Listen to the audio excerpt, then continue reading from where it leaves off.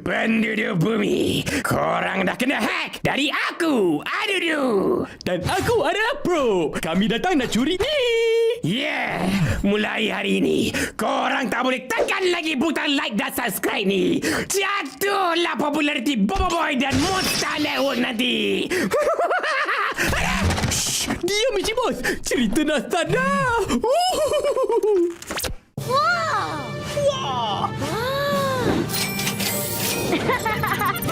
Nampaknya kita perlu kembali. Pelajaran teleporter. Teleporter? Macam mana pula ni? Salam perkenalan. Saya Angah. Saya Asyik. Dan saya... Drop the beat.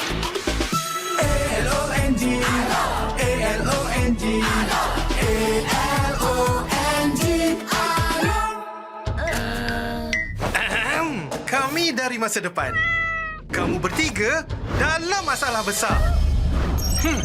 Amaran perbelanjaan melebihi had. Betul tu.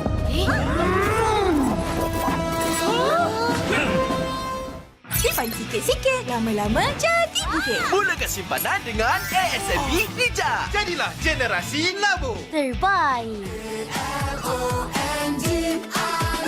Papa, Papa, kawinlah hatiku. Bila gelisah, Papa ada selalu. Kasih sayang diberi padaku. Papa bawa Fernleaf Special. Fernleaf, kebaikan nutrisi untuk setiap generasi. Boleh tidak menunjukkan kekuatan. Sebaliknya, boleh hanya menunjukkan kelemahan. Kekuatan sebenar adalah lindungi kawan. Sama-sama kita hentikan budaya buli.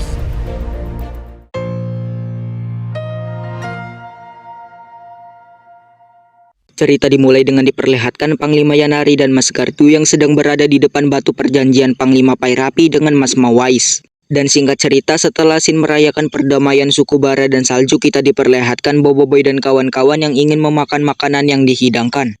Dan singkatnya, setelah agenda makan bersama itu pun kita diperlihatkan scene Bobo Boy dan Fang yang sedang berbicara dengan Panglima Yanari dan Mas Gardu. Dan di situ Panglima Yanari dan Mas Gardu berterima kasih dengan Bobo Boy dan semuanya, karena hal itu pun membuat mereka bisa merasakan hidup yang aman.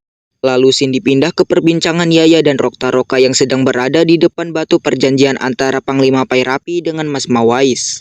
Dan di situ Fang yang berhasil menemukan tempat ruang bawah tanah yang ada batu perjanjian pun Rokta-Roka menceritakan tentang batu itu yang ingin diberitahu oleh semua puak Bara dan Salju. Tapi malangnya Panglima Pairapi dengan Mas Mawais tidak sempat memberitahu kepada puak Bara dan Salju. Tambahan lagi, karena adanya Pak Bato, puak Bara dan Salju pun terperangkap dalam peperangan selama 100 tahun. Karena jalan untuk ke ruang bawah tanah telah dia tutup supaya tidak ada orang yang tahu tentang tempat itu.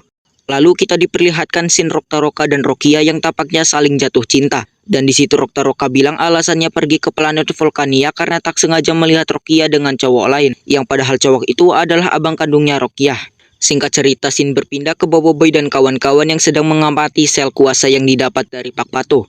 Sebulan kemudian di planet Kurlatan, kita diperlihatkan Pak Pato yang sedang dikejar oleh Kapten Kaizo dan Feng. Scene berpindah ke planet Kuabak atau lebih tepatnya di Gua Kristal. Di situ kita diperlihatkan Tokase yang sedang mengajarkan Bobo Boy cara melatih kuasa tahap ketiganya. Yang sepertinya Bobo Boy masih belum bisa mengendalikannya karena masih memiliki trauma. Dan karena Bobo Boy terlalu cepat putus asa pun Hangkase memberinya nasihat.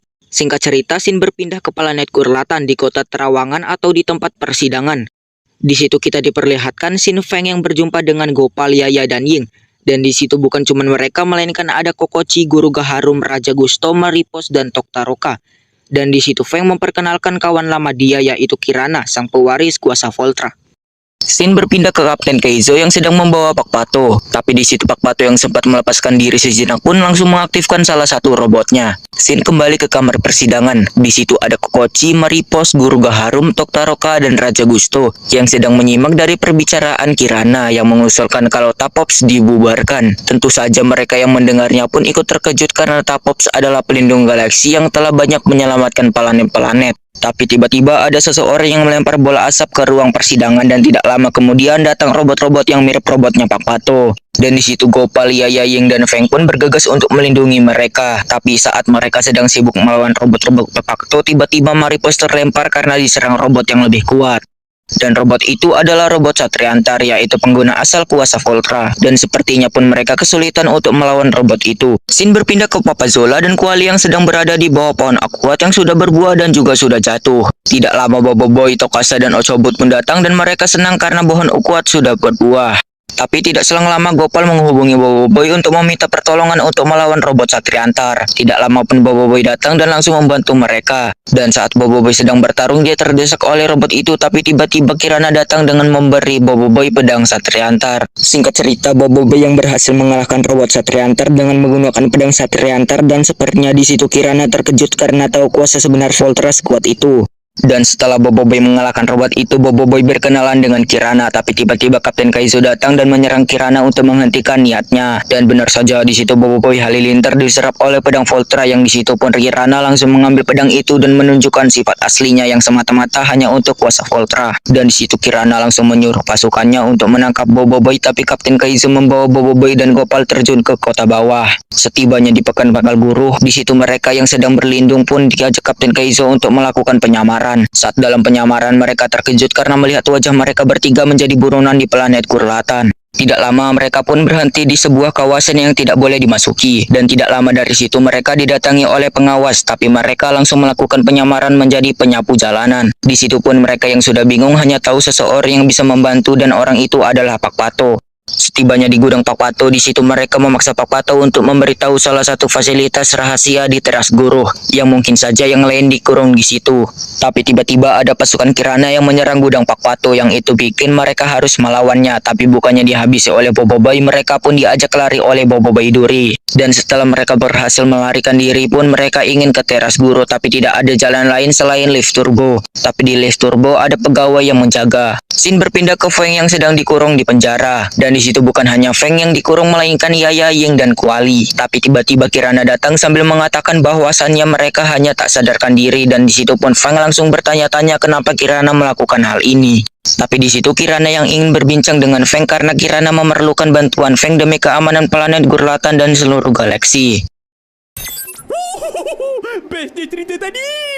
Tapi malangnya, korang dah tak boleh tekan butang like dan subscribe. Best sangat episod tadi.